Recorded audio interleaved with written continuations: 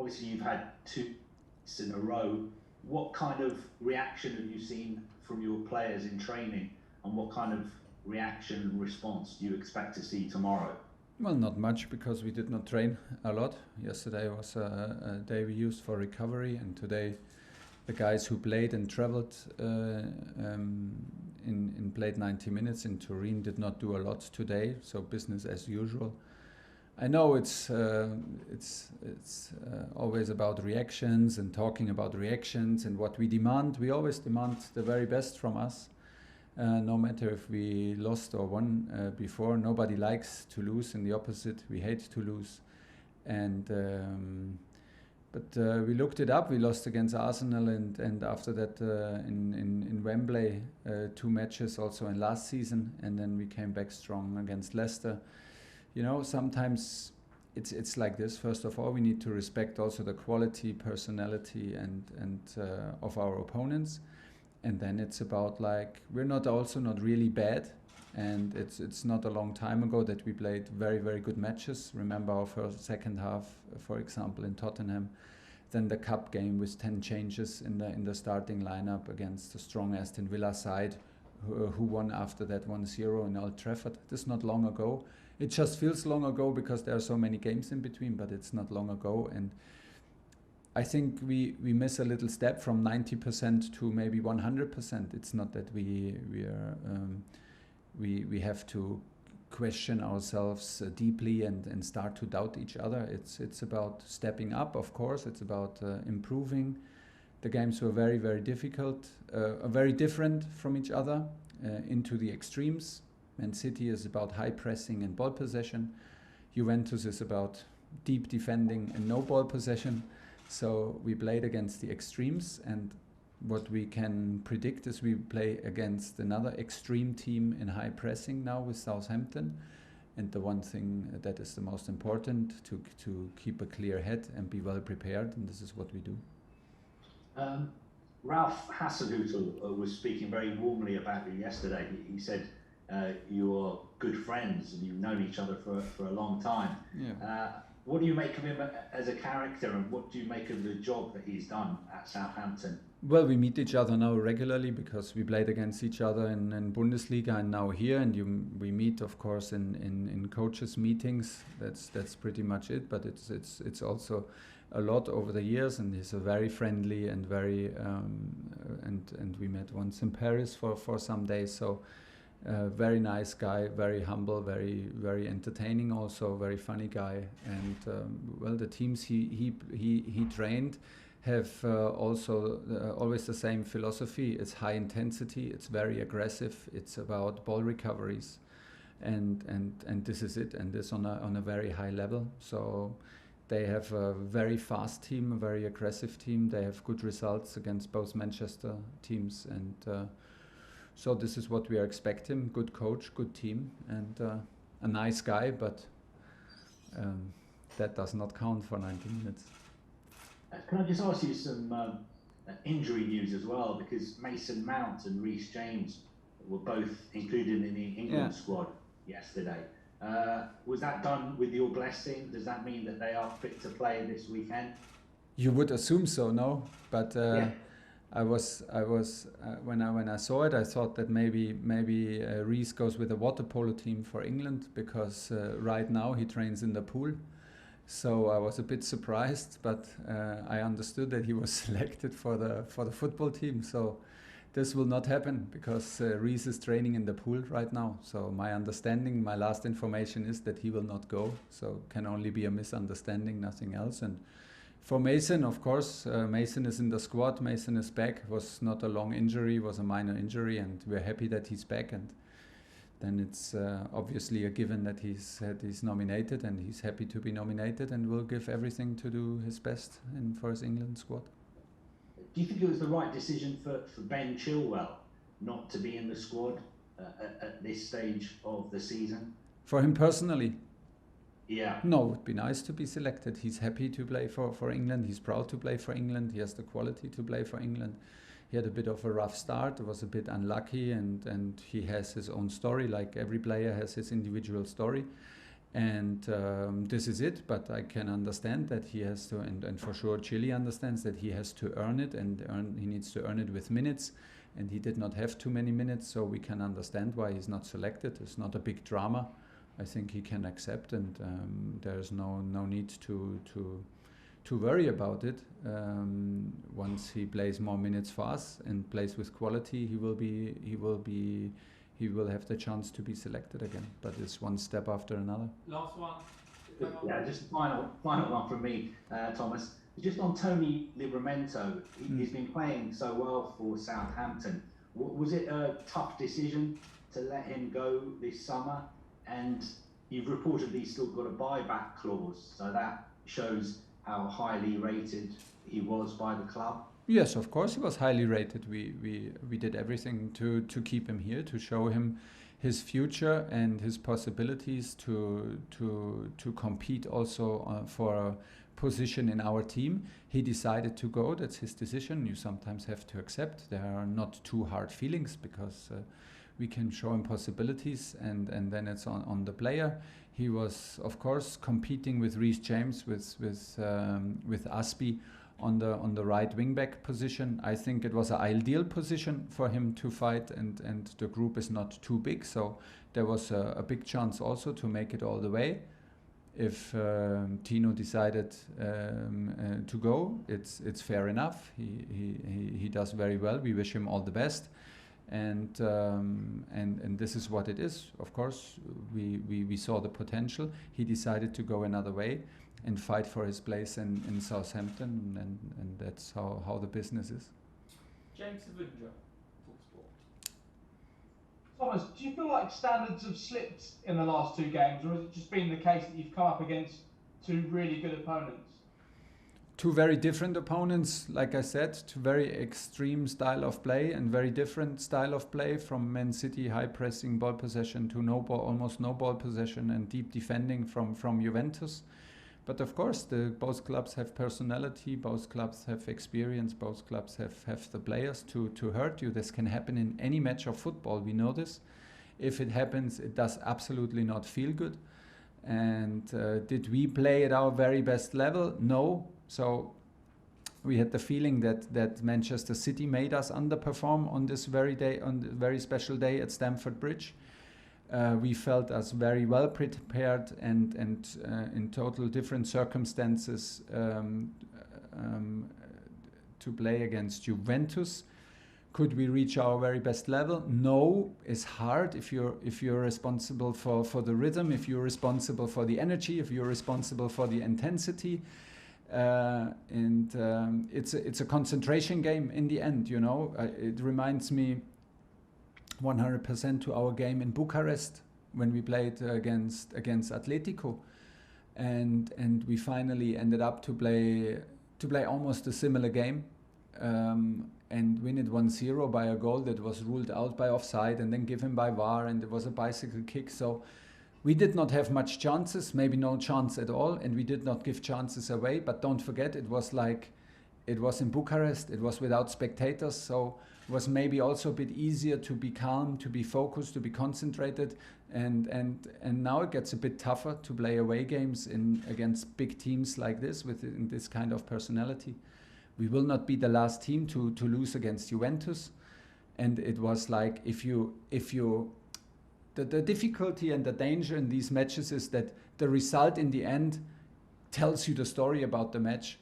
If you lose 1-0, you're not sharp enough, you lack intensity, and everything falls into place when you know the result. If you win this 1-0, or maybe Romelu scores and you go away with a draw, you go like, we stayed calm, we stayed passionate, we waited until this one chance came, and you speak about this game very, very differently. It is very hard to constantly be responsible for the intensity, for the attacks, and against a team that defends so deep. It was almost the same first half than we played with Manchester City, and it was very, very hard for Manchester City to create chances, and expected goals against us was almost impossible. And the door for Manchester City opened with a deflected shot. So, yeah, Of course, we need to defend this goal much better. It was an absolutely poor goal in the present we gave away, and this is the lesson. From there on, it's. I feel that we need to step up again, like you said, from 90% to 100, which is not the easy thing, but is of course on us to improve and to raise the level again. Romelu has seemed a little bit isolated in the last 2 or 3 games. Yeah. Is there still an adjustment taking place from his part, but also from the team's part as well, in terms of trying to work to his best strengths? Yes and no, because he was fully involved in the very first game against Arsenal, and then he was also if you look at the second half against Tottenham, he was involved in chances, in assisting for Timo Werner, in first half in connection with Mason Mount. I think that also football right now is about connections. And Romelu, I feel a strong connection with Mason Mount. I feel a strong connection with Mateo Kovacic. They look for each other and they have a genuine understanding. And everybody else lacks it a little bit. And we need to learn. We need to adapt. We need to create and understand each other better, of course. But yeah, like I said, we had games where he was fully involved. Now we had games like against Manchester City. Of course, he was isolated. Manchester City made him be isolated, and our build-up play and our transition made him be isolated, of course. There will always be matches like this in Juve, where there is no place to go, there is no place to be involved. Sometimes these games exist, so this is maybe not the reference game for link-up play. You know, we would talk maybe totally different if he would have scored in the 80-something minute. It's normally a chance that he normally scores for us, and then he would be again the decisive player. So yeah, it's right and it's right and nothing major to worry about, but we are aware of it. John Southall, 5 Live. Hi Thomas, just one on Reece James. Are you slightly surprised that nobody from the England squad was in touch with you before? No, it's normal. It's normal. Imagine if every national coach calls the coach, and I'm very bad in answering calls anyway, so nobody could reach me, and then they go mad at me and be angry. So it's better, but of course the club is in touch, and Peter Cech sorted these things out. This can happen. How significant a factor has it been that Mason Mount has missed the last 2 games and you've lost both games? Is it a big contributing factor that? Yeah, but we need to be careful. We took him out at halftime because he had a bit of a rough halftime at Tottenham, and everybody was so highly speaking about us in the second half, and he was not on the pitch, and suddenly he's missing, and now it's not on single players. Of course we want to have Mason, and of course we know what an energy he gives, and of course we miss him, but we cannot start reducing our performances on looking at the players who are missing. Do we miss NG? Yeah, of course, every team in the world misses N'Golo Kanté. Do we miss Mason if he is on his best level? Of course, that's why he plays for us. That's why he's a tough player. Do we miss Reece James? Yes, of course. And still, there would be a selection to take, and we could only start with 11 players against Juve, and maybe we would have started without Mason, but then we have him from the bench. Do we miss Christian Pulisic? Of course we miss sprints and intensity. But it needs to be on the best level then, and it needs to be a good fit. So we have a squad, and we have the duty as a coach to find solution, and it's possible to win games without Mason Mount, and hopefully he knows that with how much respect and how much I love him and I want him to be in the team. But if he is injured, we need to win games without him, and it's exactly the same with N'Golo and Christian Pulisic and Reece James. I'm sure he does. You said the players look mentally and physically tired in midweek. Is that slightly concerning at this stage of the season? Yeah, but also logical maybe. Everybody feels like this if you play so much and play for national teams and have all the traveling. It feels a little bit like this. It does not mean that I'm absolutely right, but it feels a little bit that we carry a bit of weight on our shoulders mentally, or like from our own expectations, or you name it. Can be. So yeah, somebody told me several years ago, if players look like this, you can threaten them or you can calm them down, and in 99% of the cases it's better to calm them down, and I will never forget this sentence. So I was a youth coach. So the tendency is in the moment here also keep everybody calm and trust in what we do and what we are, and support the group, and let the players also support each other and find their way out. We're looking, I think, for the last 10%, you name it, being sharp, being mentally maybe a bit more fresh, or enjoy a little bit what we do. But it's hard to enjoy games against Juventus. This is what they do to you, and this is like, and we're not the first team to experience it, and maybe not the first English team to experience it in Italy and in against Juventus. This is what they do, and sometimes you suffer mentally in these games because things don't go so fast like we want to have them happen. So it's what I want to say is we should focus on the solutions, not too much on the problems, because the problems are not too big. The results are not what we expect, and still it's we still have trust in ourselves, and we have all reason. Last question in the broadcast section, Adam Cotier. Hi Thomas, you mentioned Southampton's high press and the way they play. Obviously they haven't won yet this season. How do you counteract that? What sort of things will you be looking for from your players when you're up against Southampton? I will not tell you. We have developed some ideas and some solutions, of course, to deal with this high pressure. So in general, you need to be absolutely aware of it. You don't have time to think when you're on the ball. We need to anticipate situations. We need to be very, very good in timing and distances of our passing if we want to escape high pressure in our own half. Of course, you have there are various possibilities. Can also be a possibility to use long balls and to escape high pressing. So, but then you need to have a good positioning before. Cannot talk about it now in details, but the most important is that we are aware, and we don't judge teams by their names or by their ranking or by their previous results, but we talk about what we see and their behavior, and we need to be aware, like I said, of an aggressive and intense team in our half. And just finally, on your team, you've had 10 different goal scorers. You've scored 12 goals in the Premier League. What does it say about your team? You're not relying on just one or two players, are you, for your goals? In the moment, which is maybe a good thing. In the end, we want also to rely on guys who constantly score. So you want to always have everything. So hopefully we find Romelu and our other strikers more often, that they bring them into chances.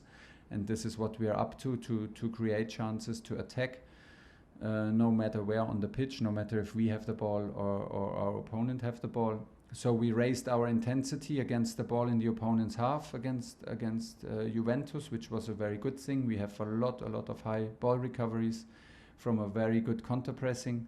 Unfortunately, we could not take advantage of. Unfortunately, we missed opportunities to create chances out of high ball wins, because there were a lot. This was part of the game where we wanted to improve, and we want to also to have the answer to the pressing from Southampton with counter pressing, and to give them a taste of their medicine also, because also part of our game.